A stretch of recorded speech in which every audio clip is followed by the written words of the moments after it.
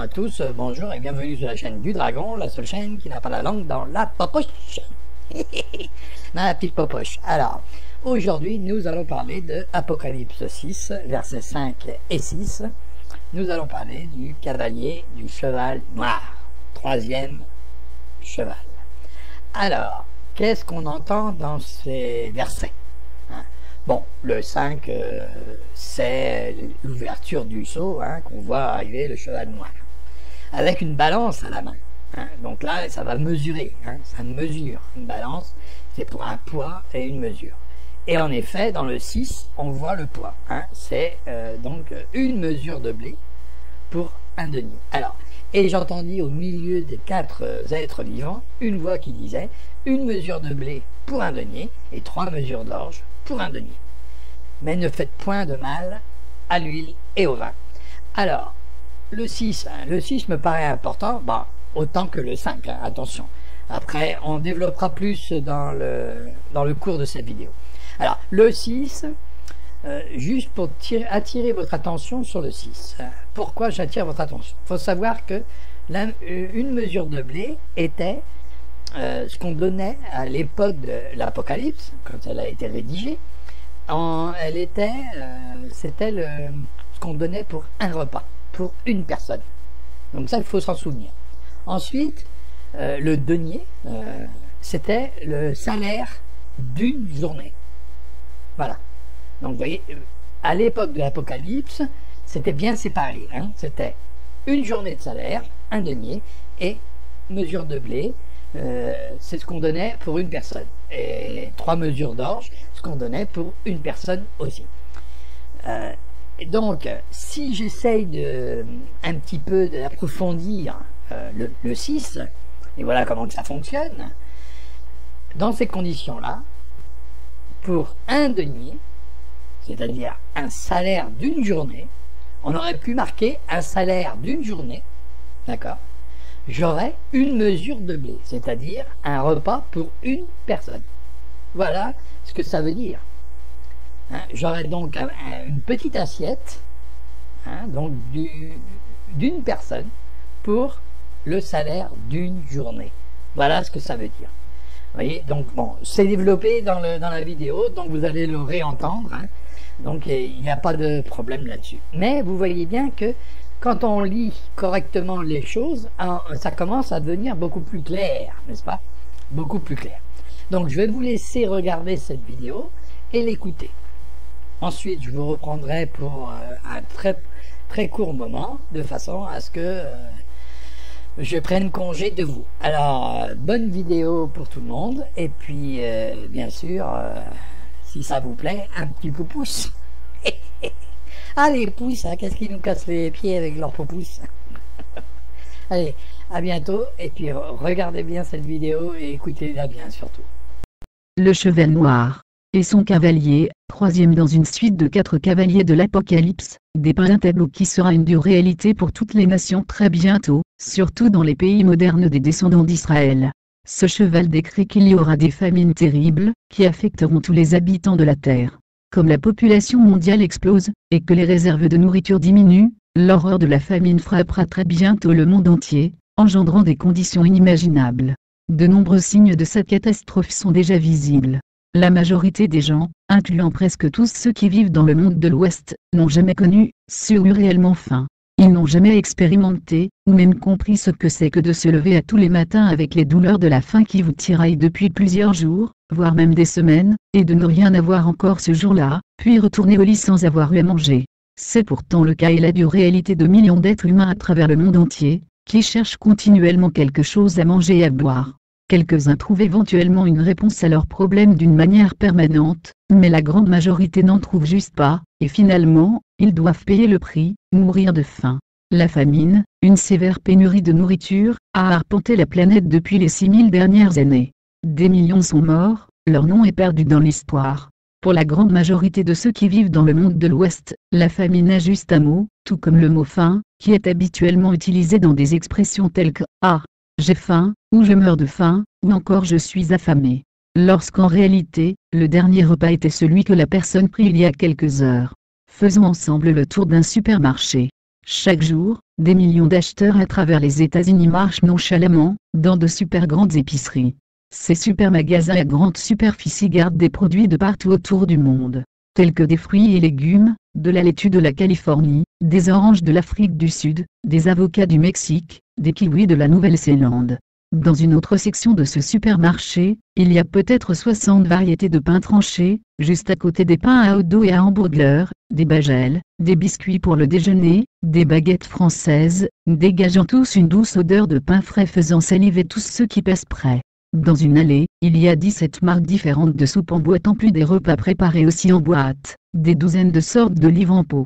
La section des viandes s'étire, tout le long d'un mur du magasin, ayant un choix de nombreuses coupes, telles du bœuf en tranches, haché, et du poulet, du poisson de toutes sortes, de l'agneau, du porc sous différentes formes, ainsi que différents fruits de mer. Il y en a réellement pour tous les goûts. Les gens magasinent en paix, confortablement, pesant, comparant, tâtant, choisissant leurs préférés selon leur goût. Le choix est immense et semble être sans fin, en plus d'être disponible sur demande en tout temps. Les gens de ces nations bien nantis ne pensent pas à toute l'abondance de ces super magasins qui leur est offerte. Cette abondance est aussi une très grande bénédiction. Les gens marchent le long des allées bien fournies, ils font des choix, prennent ce dont ils ont besoin, passent ensuite à la caisse, paient et s'en vont, aussi simplement que cela. Après tout, c'est la vie de tous les jours. Une vue plus étendue pour la plupart des gens de ce monde, toutefois, un tel supermarché, de notre exemple, est juste un rêve, ou une utopie. Les gens vivent dans une toute autre réalité, entièrement différente. Voici des données révélatrices, les réels selon un rapport de United Nations World Food Programme, WFP, 1,02 milliard de personnes n'ont pas assez à manger, plus du total des personnes vivant aux USA, au Canada et dans l'Union européenne. 907 millions de personnes dans les pays en voie de développement ont faim. Le secteur de l'Asie et du Pacifique est le foyer de la moitié de la population mondiale, et presque les 2 tiers de cette population ont faim. Plus de 60% des gens qui ont faim sont des femmes. 65% des gens qui ont faim vivent dans seulement 7 pays, l'Inde, la Chine, la République démocratique du Congo, le Bangladesh, l'Indonésie, le Pakistan et l'Éthiopie. Ceux qui vivent dans ces nations industrialisées sont tenus à l'écart de la dure réalité, parce qu'elle leur est cachée, de la vie dans ces régions extrêmement pauvres. Ce n'est pas un rapport écrit attendrissant et émouvant équivalent à un documentaire au sujet de la sécheresse en Afrique, ou sur des bébés mourant de faim dans un magazine quelconque. C'est au sujet de ceux qui mourront de faim, parmi vos bien-aimés, vos connaissances, votre famille, votre conjoint, ou peut-être vous-même. Notez la liste des tendances de la fin des temps de Christ, une nation s'élèvera contre une nation, et un royaume contre un royaume, et il y aura, en divers lieux, des famines et des tremblements de terre, Matthieu 24. 7. Les famines mentionnées dans ce verset, sont liées au cheval noir d'Apocalypse 6.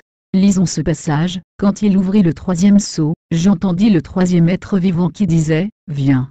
Je regardai, et voici, parut un cheval noir. Celui qui le montait tenait une balance dans ses mains. Et j'entendis au milieu des 4 êtres vivants une voix qui disait, une mesure de blé pour un denier, et 3 mesures d'orge pour un denier, mais ne fais point de mal à l'huile et au vin. Apocalypse 6. 5, 6. Les brochures sur le cheval blanc et le cheval roux révèlent que le faux christianisme engendre des guerres. Et les guerres engendrent invariablement des famines suivies de maladies et de pandémies. Mais, pour ceux qui vivent dans les nations bien nantis, ces mots semblent irréels, impossibles. Ils croient que la vie va continuer pour le mieux, à toujours. Mais les famines sont actuellement sur la croissance, et le monde est sur le bord du précipice, du désastre, jamais vu auparavant dans l'histoire de l'humanité. Le tableau décrit dans le livre de l'Apocalypse, chapitre 6, versets 5, 6, surviendra très bientôt. L'ordre dans lequel Christ présenta les conditions mondiales, qui vont prévaloir juste avant son retour, reflète un cycle d'événements, qui a toujours accompagné toutes les civilisations depuis le commencement. Une nation s'élèvera contre une nation, et un royaume contre un royaume, et il y aura, en divers lieux, des famines et des tremblements de terre. Matthieu 24. 7. Des guerres suivies de famines et conséquemment, des pestes. Selon un rapport du US Agence internationale du développement, UAID, l'horreur des conflits armés engendre souvent des famines. Les guerres engendrèrent la majorité des grandes famines du XXe siècle. Les guerres ne contribuent pas seulement aux famines, mais posent également des problèmes aux opérations de secours. L'UAID explique que les guerres chassent les fermiers de leurs terres, déstabilisent les marchés, détruisent les réserves de nourriture, créent des pénuries alimentaires, qui font enfler les prix au-dessus des revenus des familles pauvres, et surtout, dérangent les cycles agraires. Comme Jésus prédit, le cheval noir de la famine a toujours couru à la suite du cheval roux de la guerre, et le monde le sait. La famine affaiblit vitement le corps humain. Sans nourriture physique, sans une diète équilibrée en calories et protéines, le corps humain démontre les effets rapidement, les dépôts de gras commencent à fondre, et affectent le cœur et les organes, ainsi que les muscles, ensuite, les reins, le foie, le pancréas, les poumons, et ainsi de suite. Les dommages de la malnutrition affectent aussi l'intérieur des intestins, rendant l'absorption des nutriments plus difficile, et causant de terribles diarrhées.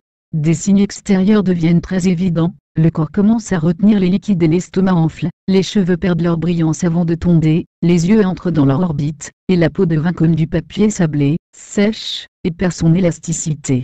Dans la dernière étape de la famine, le système immunitaire du corps tombe, ouvrant la porte toute grande à tous les virus, la troisième condition mentionnée dans Matthieu 7, les pestes, épidémies, virus, etc. Ce sont les mêmes conditions que Jésus donna comme signal pour la fin de cet âge. Mais comment savons-nous que ces trois désastres signifient que l'humanité est arrivée dans ces derniers jours? N'ont-elles pas affligé l'humanité depuis le commencement des temps? La famine a depuis toujours affligé la planète. Et lorsque Christ dit « Et il y aura, en divers lieux, des famines » Matthieu 24. 7. Jésus ne pouvait seulement que signifier qu'elles augmenteraient en nombre, en sévérité, et en intensité, à travers le monde entier. Elles apparaîtront dans des régions qui n'ont jamais connu la famine, et jamais d'une telle ampleur. Même les nations les plus riches seront affectées. Mais, comment en sommes-nous certains? Ce que signifie le cheval noir. Une des règles de l'étude biblique est d'examiner et de vérifier tous les versets pertinents à chacune des doctrines. Prenez des notes de ce que vous lisez, et rappelez-vous que le Nouveau Testament, écrit à l'origine en grec, fut traduit ensuite en plusieurs langues. Par conséquence, nous devons examiner tous les versets décrivant et expliquant le sujet du cheval noir et de son cavalier. Et, occasionnellement, examiner des mots grecs. En faisant cela, les conditions de la crise alimentaire deviennent claires. Lisons maintenant ce que dit Apocalypse 6. 5, 6. Quand il ouvrit le troisième sceau, j'entendis le troisième être vivant qui disait, « Viens !» Je regardai, et voici, parut un cheval noir. Celui qui le montait tenait une balance dans ses mains. Et j'entendis au milieu des quatre êtres vivants une voix qui disait, « Une mesure de blé pour un denier, et 3 mesures d'orge pour un denier, mais ne fais point de mal à l'huile et au vin. » Le verset 6 explique la signification du cheval noir et de son cavalier. Ce cheval engendre des famines ou la faim dans le monde. Celui qui le montait tenait une balance dans sa main, afin de peser et de mesurer, 1 mesure de blé pour un denier, et 3 mesures d'orge pour un denier.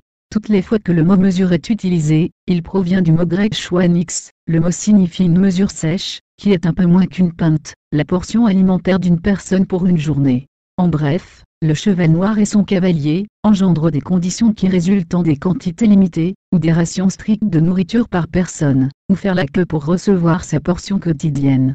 Cela arrive fréquemment dans les pays sous-développés, souffrant de sécheresse et de famine.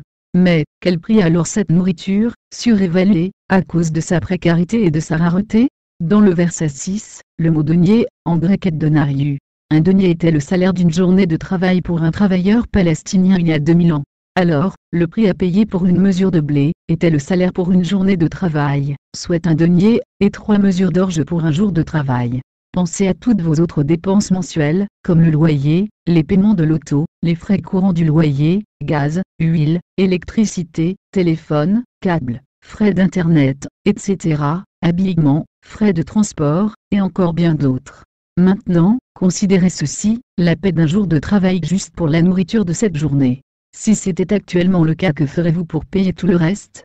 Les conditions mondiales démontrent que le cheval noir est déjà en train de courir, et il est en train de prendre de la vitesse, d'accélérer ses frappes vers les pires famines de tous les temps.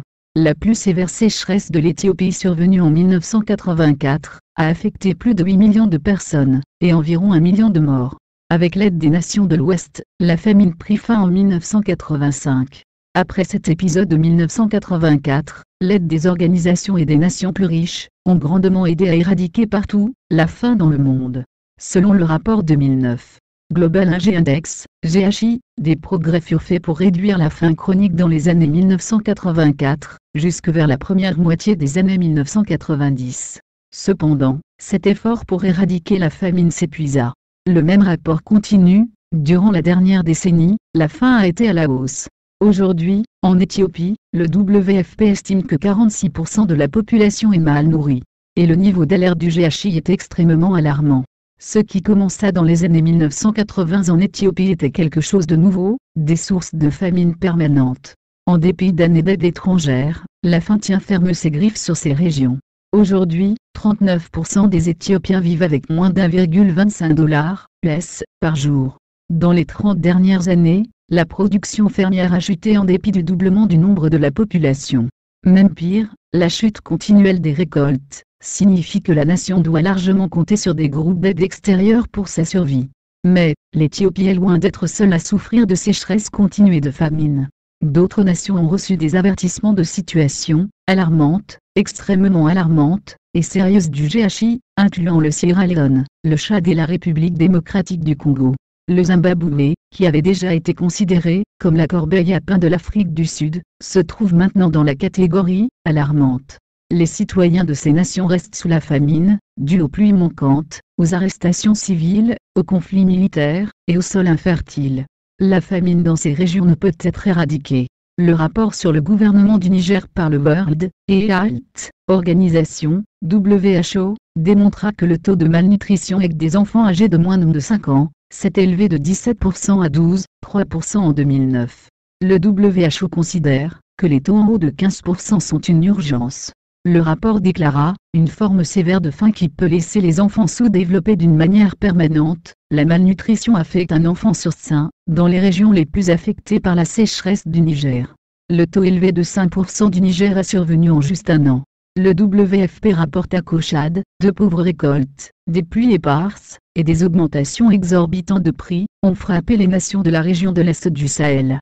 Le nombre de personnes en danger de famine dans la ceinture du Sahel s'est accru de 41% en mai 2009, et à 61% en mars 2010, en 10 mois seulement.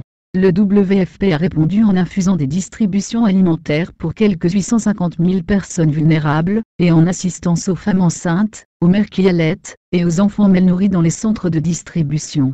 Le nombre de ces centres ouverts augmenta de 36 en mars jusqu'à 52 en juin, et cette figure est attendue d'augmenter à environ 140 dans les prochaines semaines. Aussi dévastatrice que les récentes sécheresses africaines l'a été, l'histoire dit que cela peut être encore pire. Un rapport de l'Université du Texas, à Austin, révéla « Des sécheresses pires que celles du Sahel des années 1970 et 1980, sont normales pour le Sahara de l'Afrique de l'Ouest, selon de nouvelles recherches. Ces dernières sécheresses, longues de 10 ans, furent éclipsées par de plus sévères sécheresses durant 3 ou 4 fois plus longtemps, rapportent les scientifiques.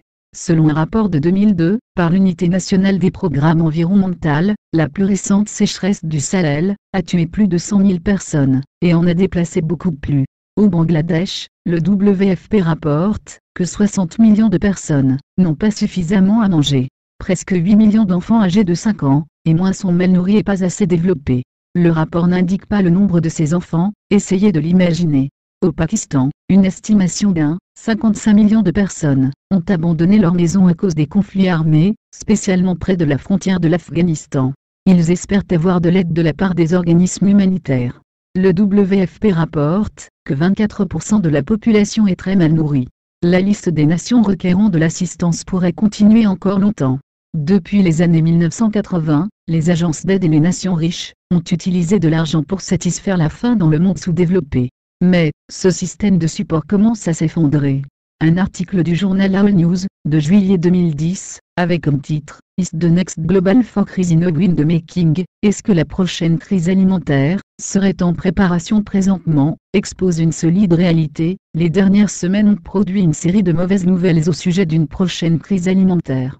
La Russie a déclaré un état d'urgence à cause de sécheresse dans 12 différentes régions, pendant qu'un important exportateur de blé de l'Ukraine craignait que de sévères inondations puissent diminuer les récoltes.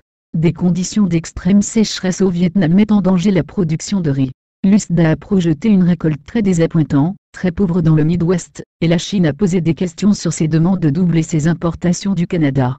Heureusement, cette suite de nouvelles agraires défavorables suit de fortes récoltes, qui pourrait garder pour l'instant les prix des grains sous contrôle, selon un rapport du Food Agriculture Organization.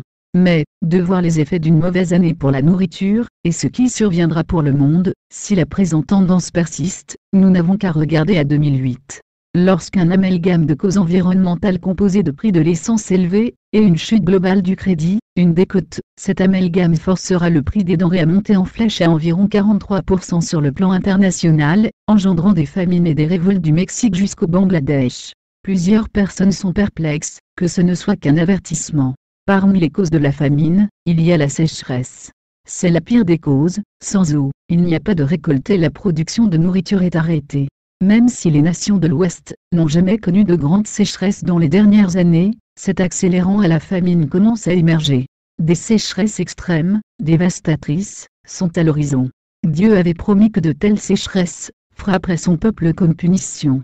Lisons, je briserai l'orgueil de votre force. Je rendrai votre ciel comme du fer, et votre terre comme de l'airain. Lévitique 26. 19. Comprenez qu'un ciel de fer ne produit pas de pluie, et la terre d'airain ne fait rien pousser. Même en creusant dans des sols durs et très secs, rien ne peut pénétrer la terre. Demandez-le à un fermier pour voir sa réponse. Dieu ajoute ceci, je vous ai frappé par la rouille et par la miel, vos nombreux jardins, vos vignes, vos figuiers et vos oliviers, ont été dévorés par les sauterelles. Malgré cela, vous n'êtes pas revenu à moi, dit l'Éternel. Amos 4. 9. Notez que la rouille et par la miel, deux extrêmes, trop d'humidité et trop de sécheresse, sont mentionnés ici. Ces deux extrêmes produisent la même chose, peu de récoltes et beaucoup de famine. C'est pareil pour les vers et les insectes qui mangent les racines et les plantes. L'impact des sécheresses seulement au XXe siècle, ne sont qu'une partie d'une suite de terribles sécheresses, qui frapperont très bientôt toute la planète Terre. Il est donc très important de les comprendre. Dans les années 1930, l'Amérique vécut une sécheresse qui dura presque 10 ans, et ses effets affectèrent 65% de la superficie des États-Unis. Durant cette même période, en Chine, une sécheresse tua 5 millions de personnes, et seulement en 1936. Considérez un seul jour durant cette période de 10 ans, le 14 avril 1935, connu sous le nom de Dimanche Noir, une massive, gigantesque tempête de sable plus de 2,4 384 mètres de haut, assombrit tout le Midwest américain, du Kansas jusqu'au Texas. De telles tempêtes accompagnent habituellement les sécheresses, et peuvent produire tempêtes monstres aussi hautes, et elles sont réellement terrifiantes à voir. Les débris et les particules de sable dans l'air alimentent ces tempêtes, et que malheureusement, les humains inhalent, et provoquent des maladies respiratoires. De plus la pollution, une surabondance d'eau, et des pratiques abusives des sols, en plus des péchés de l'homme, engendreront des catastrophes de type apocalyptique. Les sécheresses, qui surpasseront toutes celles qui sont déjà arrivées, se pointent à l'horizon. Dieu tient toujours ses promesses. Soit des bénédictions pour l'obéissance, soit des punitions pour la désobéissance. Nous avons parlé jusqu'ici, de manque de nourriture. Mais, des pénuries d'eau de proportions colossales, monumentales, vont aussi se faire sentir. Les systèmes d'eau des nations, la pollution généralisée, et la sécheresse croissante, conduiront directement vers un besoin d'eau potable, soif, aussi pire que le besoin de nourriture, faim. Sachez que seulement 2,5% de l'eau de la planète est buvable. Et seulement 20% de cette eau, ou 0,5%, est accessible à la surface. La population actuelle a besoin de consommer plus de la moitié de cette eau disponible. En 2025, l'utilisation de l'eau augmentera de 50% dans les pays en voie de développement, et 18% dans les autres nations. Comme la population croît de 77 millions de personnes par année, un montant additionnel d'eau équivalent au débit du fleuve Rhin, sera requis chaque année. Aussi, les pays en voie de développement, jettent jusqu'à 90 à 95% de leur eau d'égout, sans être traités, et 70% de leurs déchets industriels dans les eaux de surface. La croissance de la population garantit que ce problème ne fera que s'empirer. De plus, les produits chimiques qui découlent émanent des fertilisants, des pesticides, et des pluies acides détruisent amplement la qualité de l'eau en la rendant impropre à la consommation. Des experts prédisent que le monde manquera complètement d'eau potable d'ici 2050. Les tendances indiquent que le monde entier souffrira très bientôt de soif. Des guerres pour de l'eau potable ont déjà été le sujet de droits civils dans différents pays et nations. Et cela ne fera que s'empirer. La famine s'est continuellement répandue et empirée depuis de nombreuses années. Récemment, le pire facteur contribuant a été la chute financière internationale continuelle. Les nations riches ne sont plus capables de supporter financièrement les peuples défavorisés. Après le désastreux cyclone Nargy, de 2008, au Myanmar, le directeur de l'époque du US Foreign Assistance, USAID, administrateur, Henrietta Holzmanford, déclara Nous sommes actuellement en plein dans une crise globale alimentaire, comme nous n'avons jamais confronté auparavant, une qui n'a pas été causée simplement par des désastres naturels, un conflit ou tout autre simple événement tel une sécheresse. Elle n'est pas localisée, mais, fortement répandue et sévère, elle affecte les nations démunies autour du monde. Comprenez ceci, la crise financière nous a amenés sur le bord d'une famine répandue et qui ne veut pas partir.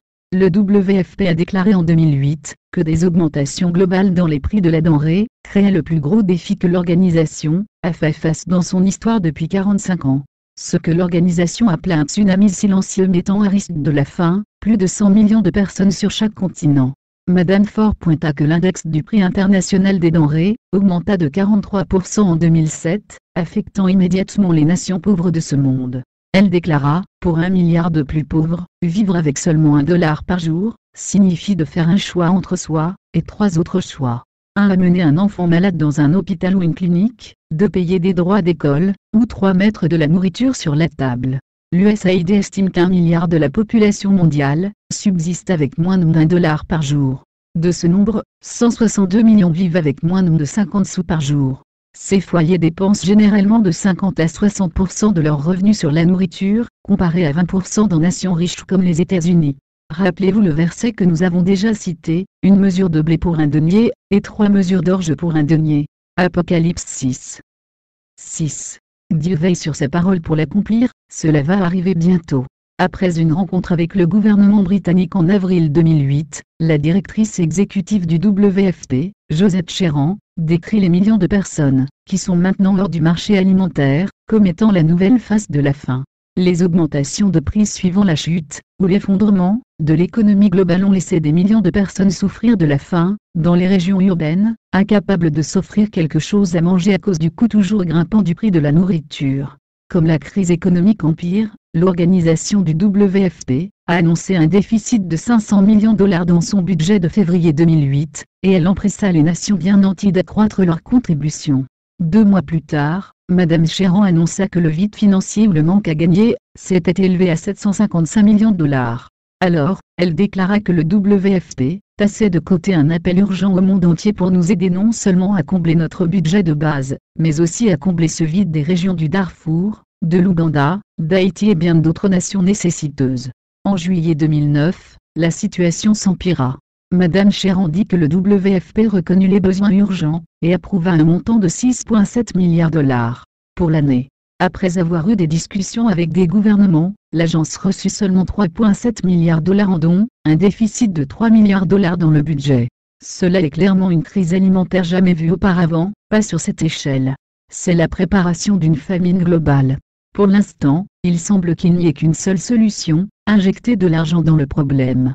Malheureusement, c'est de l'argent que les gouvernements n'ont plus. Un autre facteur détient le potentiel de créer des famines soudaines et répandues.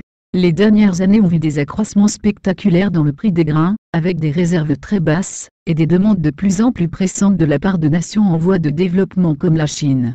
En 2007 et 2008, une crise globale alimentaire grugeait dangereusement les réserves basses en grains. Il n'y avait des réserves que pour 64 jours seulement.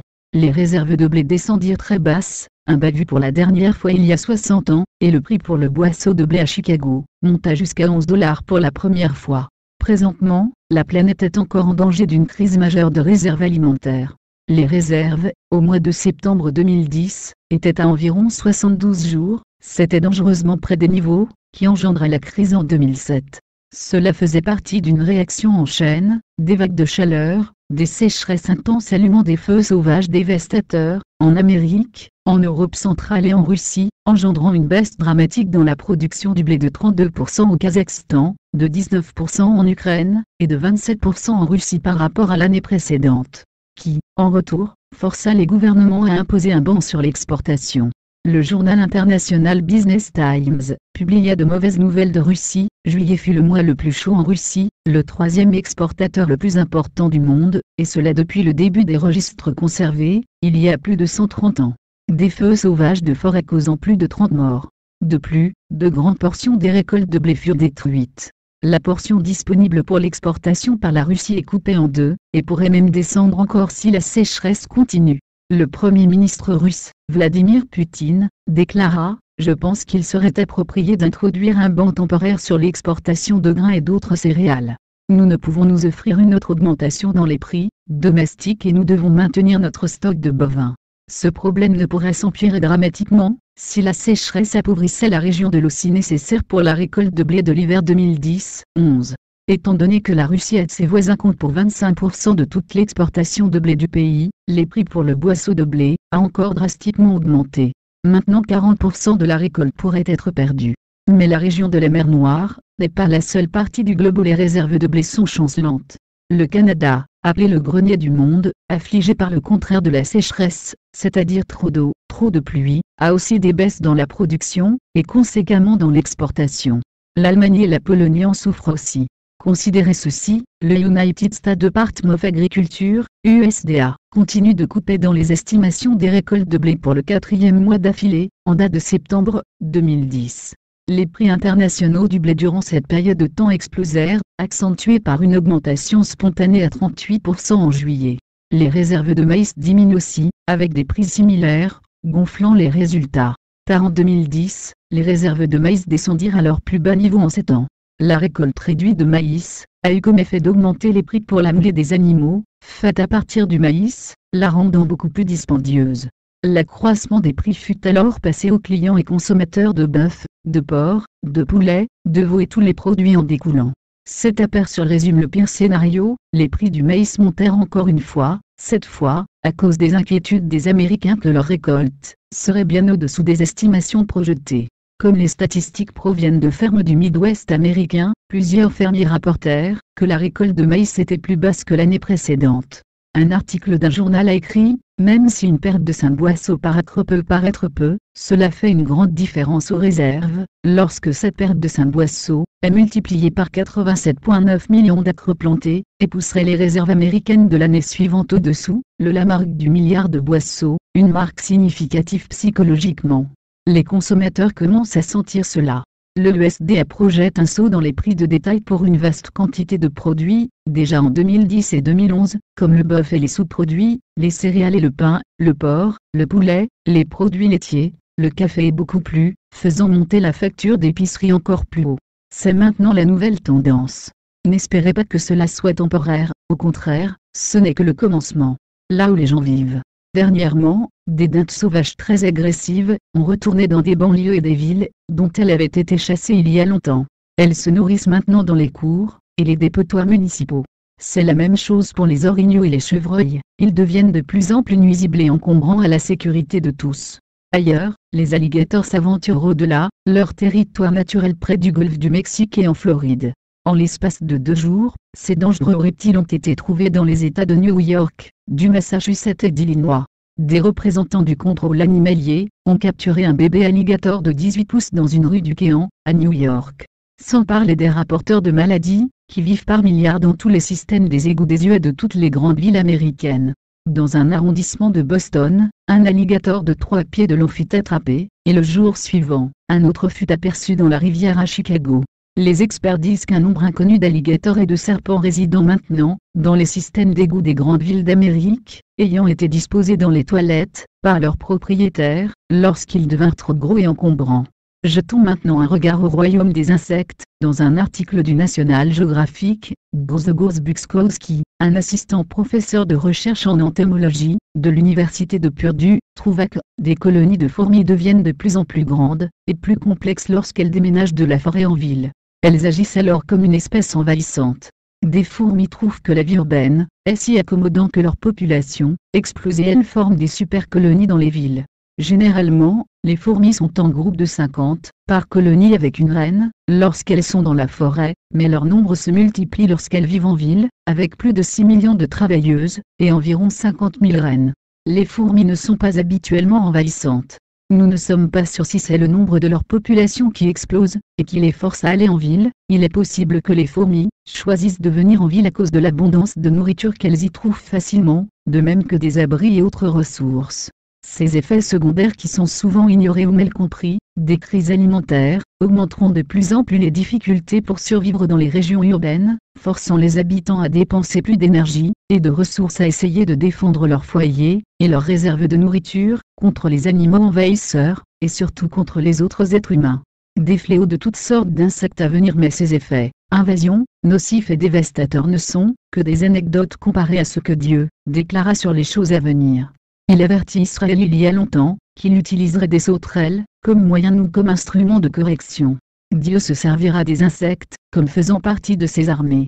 Notez ce passage du livre de Deutéronome: tu transporteras sur ton champ beaucoup de semences, et tu feras une faible récolte, car les sauterelles la dévoreront. Les insectes prendront possession de tous tes arbres et du fruit de ton sol. Deutéronome 28. 38, 42. Le livre de Joël dit: ce qu'a laissé le gazam, la sauterelle l'a dévoré, ce qu'a laissé la sauterelle, le gélet l'a dévoré, ce qu'a laissé le gélet, le asile l'a dévoré. Joël 1. 4. Le chapitre 2 confirme la même chose: je vous remplacerai les années qu'ont dévoré la sauterelle, le gélet, le asile et le gazam, ma grande armée que j'avais envoyée contre vous. Joël 2. 25. Les insectes décrits dans le livre de Joël viendront par vagues successives, ils finiront par tout dévorer, ils ne laisseront absolument rien, ils dévoreront tout jusqu'à la racine, que ce soit des plantes ou des arbres, tout. Ensuite, regardez le lien de ces insectes à la famine, ajoute aux maladies, quand la famine, la peste, la rouille, la miel, les sauterelles d'une espèce ou d'une autre, seront dans le pays, quand l'ennemi assiégera ton peuple dans son pays, dans ses portes, quand il y aura des fléaux ou des maladies quelconques. 1 Roi 8. 37. Ce passage fait partie d'une plus longue prophétie, qui décrit des conséquences à la désobéissance et à l'obéissance. Mais, les événements actuels de ce monde, démontrent que les nations aujourd'hui, même pas juste une, ne veulent ni ne semblent se repentir de désobéir à Dieu. Plusieurs nations voient déjà la pointe, et subissent déjà les effets, de ces malédictions, qui commencent à s'intensifier. Les 3 premiers chevaux de l'Apocalypse, ont déjà commencé à courir, et leur course augmente rapidement. En 2010, la pire infestation de sauterelles, qui n'a jamais été enregistrée, frappa les récoltes de l'Australie comme une tempête de grêle. Elle a détruit des dizaines de milliers d'acres de terre cultivable ne laissant absolument rien, et elle coûta des millions de dollars aux fermiers. Les sauterelles qui se reproduisent à un rythme effrayant, ont tout dévoré, le Queensland au nord-ouest de l'Australie, et aussi la région de Melbourne, au sud, et la région de l'Adelaide au centre. Un des propriétaires des plus gros producteurs de carottes de l'Australie dit au journal d'Age: vous devez le voir pour le croire, une plantation a été détruite complètement. Nous y avions environ 25 millions de carottes. Cela vous donne une idée du nombre de sauterelles. Il y a des essaims qui peuvent couvrir jusqu'à 186 miles carrés. Ces insectes très mobiles peuvent voyager plus de 300 miles en une seule journée à la recherche de nourriture. Selon l'Australian Plague Locust Commission, APLC, un petit essaim d'environ un quart de mille carré, peut contenir jusqu'à 50 millions de sauterelles capables de dévorer 11 tonnes de fourrage dans une période de 24 heures. Le journal L'Indépendant rapporta qu'un essaim de sauterelles d'1 kilomètre de large peut dévorer 10 tonnes de fourrage. Chaque sauterelle mange un tiers du poids de son corps, par jour. Le New South Wales Farming Association dit qu'une région de la grandeur de l'Espagne fut affectée et que le gouvernement de Victoria prédit des dommages de 2 milliards de dollars. Même si les sauterelles se déplacent lentement au soleil, la nuit, elles volent très haut et vont à la vitesse du vent qui les transporte, elles voyagent souvent plusieurs centaines de kilomètres à la fois. Un professeur déclara: un fermier peut ne pas voir une seule sauterelle pendant une très longue période de temps, puis, aller au lit un soir, et le lendemain matin, en trouver des millions dans ses champs. La température chaude et humide subie en été 2009, signifie que 3 générations de sauterelles furent nées. Chaque génération jusqu'à 150 fois plus grosse que la précédente. Si une explosion du nombre de sauterelles a de terribles implications pour les récoltes, ailleurs, ironiquement, une pénurie d'insectes aura des résultats similaires. Un article de septembre 2010 de BBC News expliqua une autre tendance évidente. Voici une série de citations de cet article: un déclin dans les insectes pollinisateurs en Inde, qui a une population de plus d'1,1 milliard de personnes, a comme résultat des récoltes très réduites en légumes, et limite les gens à une pauvre diète, avertit une étude. Chaque année, l'Inde produit environ 7,5 millions de tonnes de légumes. Cela équivaut à 14% de la production mondiale, ce qui fait de l'Inde le 2e plus gros producteur de légumes, après la Chine. L'Info and Agriculture Organization, FAO, estime que plus de 100 espèces de grains génèrent 90% des réserves alimentaires pour 146 pays. 71 de ces espèces de grains sont pollinisées par des abeilles, et les autres, par d'autres insectes. Dans une évaluation basée sur des données scientifiques de 2007, l'Environment Programme observa, toute perte dans le domaine de la biodiversité et d'intérêt public, Mais la perte d'insectes pollinisateurs peut être particulièrement troublant, à cause des effets potentiels sur la pollinisation des grains de toutes espèces et par conséquent, avoir un effet négatif sur la production alimentaire. En 2007, environ un tiers de la population des abeilles domestiques américaines était éliminée, comme résultat d'un phénomène connu sous le nom de Colony Collapse Disorder, CCD. Plusieurs propriétaires commerciaux de ruches perdirent jusqu'à 90% de leurs abeilles. D'Associated Press rapporta, plusieurs baisses dans les populations de prédateurs naturels de mauvais insectes, dérangent la balance fragile nécessaire à la production de grains. Un champignon a tué environ 90% de la population de chauves-souris du New Jersey, selon une étude des scientifiques. Cela affecta plus d'1 million de chauves-souris dans 11 États américains, et affecte maintenant l'Ontario, au Canada.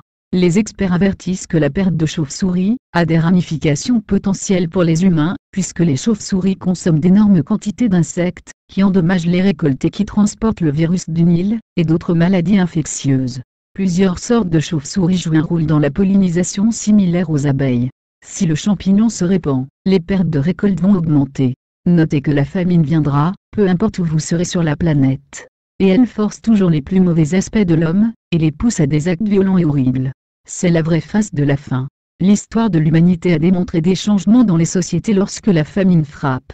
Rappelez-vous de cela dans la suite de ce texte. Avant l'événement de la famine connue sous le nom de Irish Potato Famine, en Irlande, la moitié des gens vivaient dans la pauvreté, ils survivaient sur la récolte de patates annuelle. Puis, en 1845, une maladie propre aux patates détruisit toutes les récoltes de cette année-là. La moitié de la population était sur le bord de la famine. La maladie continuait 2 autres années. À la fin, 1 million de personnes moururent du manque de nourriture causé par cette maladie. Lorsqu'ils entendirent le récit, les Britanniques crurent que les Irlandais exagéraient les conditions et refusèrent d'envoyer de l'aide appropriée. Comme la famine s'empirait, 1 autre million d'Irlandais périrent, plusieurs s'enfuirent, allant en Amérique du Nord. Plusieurs affaiblis par la faim moururent en route. En 6 ans, la population descendit de 2 millions. Le nombre d'Irlandais avant la famine était d'environ 8 millions, comparé à approximativement 15 millions sur le continent britannique. L'Irlande n'a jamais récupéré de cela. La population actuelle du Nord et du Sud combinée est encore de moins de 8 millions, comparé à environ 60 millions sur le continent britannique, une augmentation de 300%. Mais, la famine de la patate a aussi démontré les effets psychologiques de la faim. Lorsqu'un cerveau est privé d'éléments nutritifs, ayant des stress mentaux et émotionnels, causés par la famine, un changement survient dans la personnalité d'un individu. Dans son livre, Famine, d'Irish Experience, l'auteur Margaret Crawford décrit les caractéristiques qui se présentent en premier, l'apathie, la dépression, et le découragement extrême, en plus la nourriture devient une obsession. Le livre cite le docteur Daniel Donovan, qui a travaillé avec les victimes de la famine de la patate de 1845. Voici ce qu'il déclare: « J'ai vu des mères arracher la nourriture des mains de leurs jeunes enfants, j'ai vu un fils se battre avec son père pour une patate, et j'ai aussi vu des parents regarder au corps marci de leurs enfants morts sans avoir aucune émotion ou peine. La faim rend les hommes pires que des bêtes féroces et sauvages. Durant une famine, des victimes mangent souvent les réjections d'autres humains. Des famines sévères conduisent à de terribles et horribles conditions. Dieu prédit par le prophète Ézéchiel ceci: c'est pourquoi des pères mangeront leurs enfants au milieu de toi, et des enfants mangeront leurs pères, j'exercerai mes jugements contre toi, et je disperserai à tous les vents tout ce qui restera de toi. Ézéchiel 5. 10. La faim tourne vitement les gens vers la violence, et vers le cannibalisme. Même si cela semble incroyable, l'histoire prouve que lorsque les gens ont assez faim, ils mangent même leurs morts. Le livre, Flesh and Blood, A History of the Cannibal Complex, décrit une famine survenue en l'an 1200 après Jésus-Christ, en Égypte. Il n'y avait plus aucun espoir que le Nil, le fleuve d'Égypte, recoulerait, et comme résultat, le coût des provisions avait monté. Une vaste multitude cherchait refuge dans la ville du Caire, où ils rencontreraient la famine qu'ils essayaient d'éviter, et surtout la mort. La peste, et les maladies mortelles et contagieuses, commencèrent à prendre leur butin. Les pauvres, sous la pression des besoins, mangèrent tout ce qu'ils trouvaient, les corps laissés dans les rues qui se décomposaient, les chiens morts eux aussi, même les excréments d'humains et d'animaux. Ils allèrent même à manger les petits enfants, rôtis ou bouillis. Notez ce que Dieu expliqua, ce qui arriverait en cas de désobéissance à ses lois: lorsque je vous briserai le bâton du pain, 10 femmes cuiront votre pain dans un seul four, et rapporteront votre pain au poids, vous mangerez, et vous ne serez point rassasiés. Si, malgré cela, vous ne m'écoutez point et si vous me résistez, je vous résisterai aussi avec fureur, et je vous châtierai 7 fois plus pour vos péchés. Vous mangerez la chair de vos fils, et vous mangerez la chair de vos filles. Lévitique 26. 26, 29. Ceux qui sont convaincus qu'ils ne s'abaisseraient jamais à ce point, verront leur façon de penser changer drastiquement. Notez ce que Dieu rajouta, au milieu de l'angoisse et de la détresse où te réduira ton ennemi, tu mangeras le fruit de tes entrailles, la chair de tes fils et de tes filles que l'Éternel, ton Dieu, t'aura donné. La femme d'entre vous la plus délicate, et la plus habituée à la mollesse, et par délicatesse n'essayez pas de poser à terre la plante de son pied, aura un œil sans pitié pour le mari qui repose sur son sein, pour son fils et pour sa fille, elle ne leur donnera rien de l'arrière-fait sorti d'entre ses pieds, et des enfants qu'elle mettra au monde, car, manquant de tout, elle en fera secrètement sa nourriture.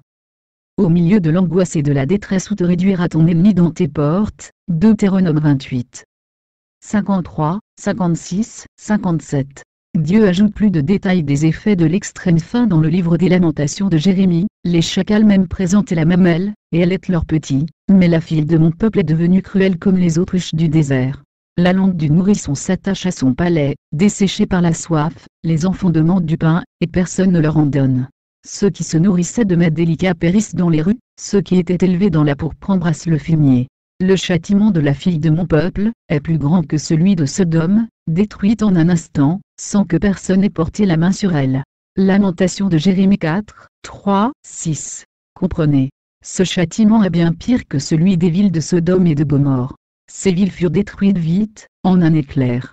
Mais cette mort par la famine, est de loin plus souffrante et horrible, elle permet aux victimes de réfléchir aux causes de leur châtiment et de leur souffrance.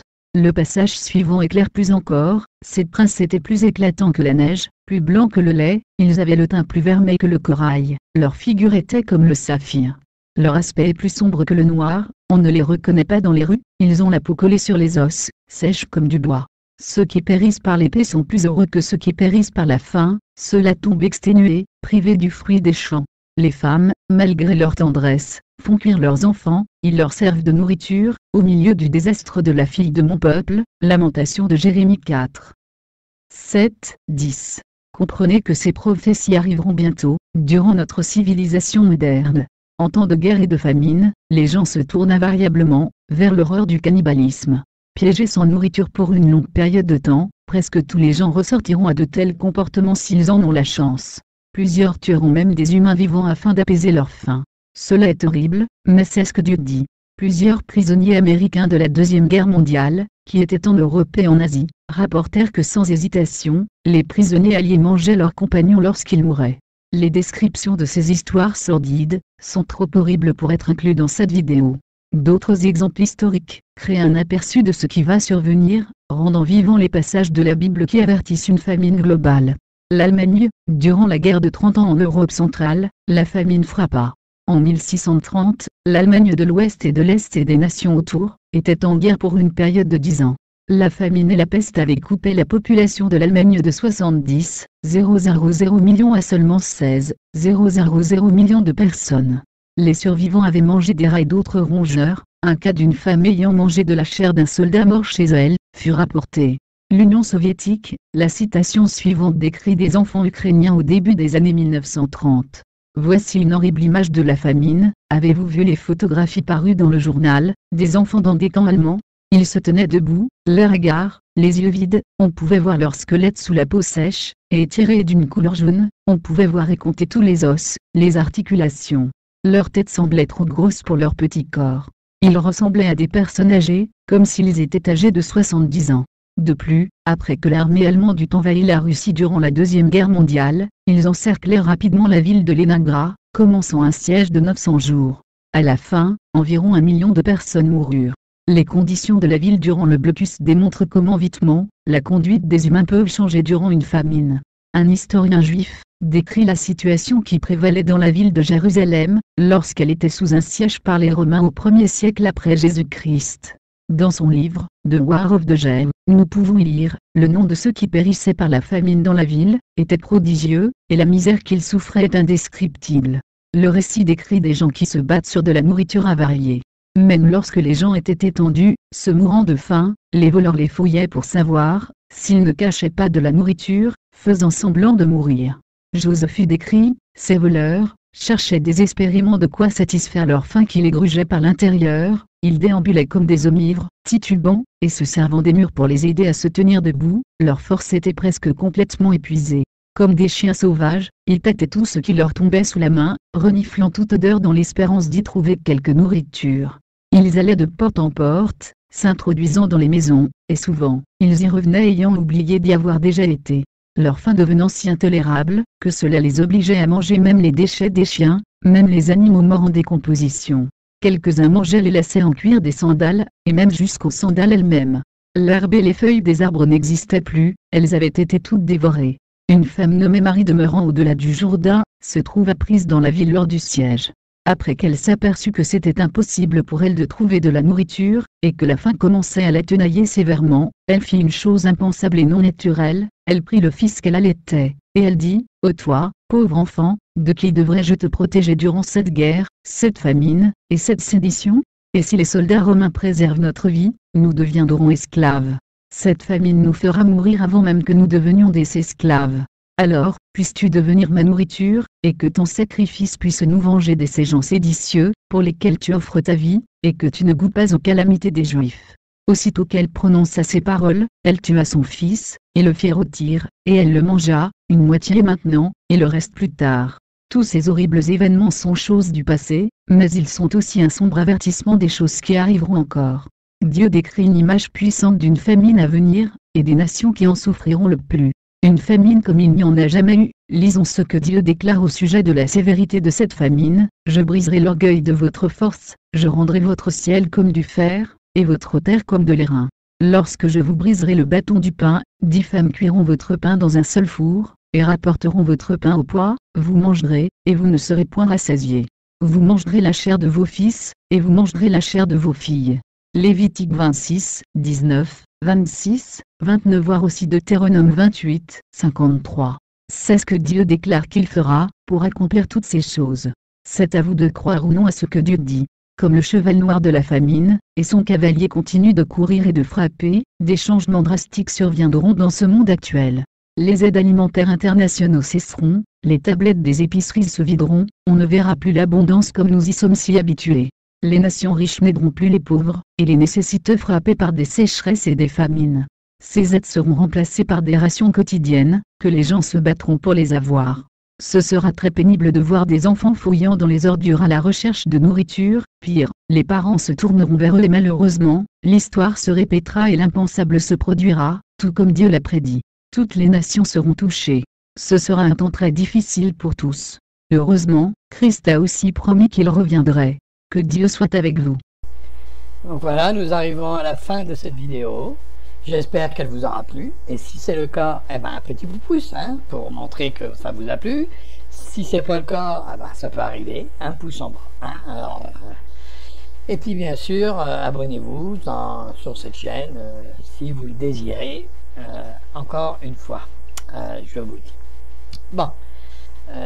Dans les autres vidéos, je crois que j'arrêterai de dire abonnez-vous et le bon petit pouce. Je dirais toujours le bon petit pouce. Allez, bon petit pouce, c'est celui qui est en l'air qui me plaît bien, moi. Celui qui est en bas, il me plaît un peu moins. Mais bon, hein, puisque il y en a toujours un qui appuie dessus, j'aimerais bien qu'il argumente le gars. Il n'y a pas trop d'arguments. Il n'y a pas de description, il n'y a pas d'argument, il n'y a pas de pourquoi, du comment, ça m'a pas plu, c'est tout. Hein, donc les gens qui appuient sur le pouce, ça m'a pas plu, parce que ça n'a pas plu. Alors c'est peut-être ma voix, c'est peut-être, je sais pas, ma façon de faire, on ne sait pas, Hein. Alors bien sûr, ce seraient des arguments sur le sujet, je veux bien. Mais si c'est parce que vous n'aimez pas la façon de faire ou vous n'aimez pas si, là je peux pas faire mieux. On va dire, c'est quand même ridicule quoi. Hein, dans ces cas-là, je sais pas, on va tourner les talons, je sais pas. Hein, vous n'aimez pas, mais vous venez. C'est à une débilité absolue ça. Hein. Si vous n'aimez pas ce qui est dans la vidéo, dans ces cas-là on argumente, je ne sais pas. Comment voulez-vous que j'améliore le chose si je ne sais pas? s'il n'y a pas d'argument. Hein, je peux rien améliorer, moi.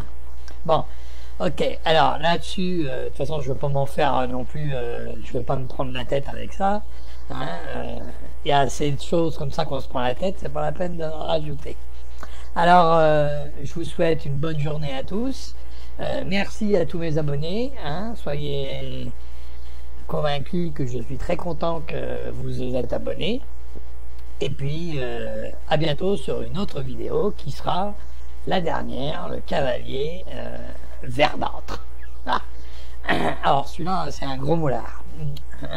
C'est verdâtre ou alors c'est le pâle. Hein. Pour certains, c'est le pâle. Pour d'autres, c'est le verdâtre. Mais vous inquiétez pas, la couleur n'y change rien. Il a la couleur de ce qu'il représente. Si vous m'avez compris, il a vraiment la couleur de ce qu'il représente. C'est-à-dire le pâle ou le verdâtre. Vous comprendrez après pourquoi. Et sur l'autre vidéo, j'explique tout ça. Alors là-dessus, bonne journée, la bonne nuit pour ceux qui c'est la nuit, et puis à bientôt, hein, en espérant que vous regarderez la chaîne du dragon, la seule chaîne qui n'a pas la langue. Ah, allez, dans la popoche. Allez.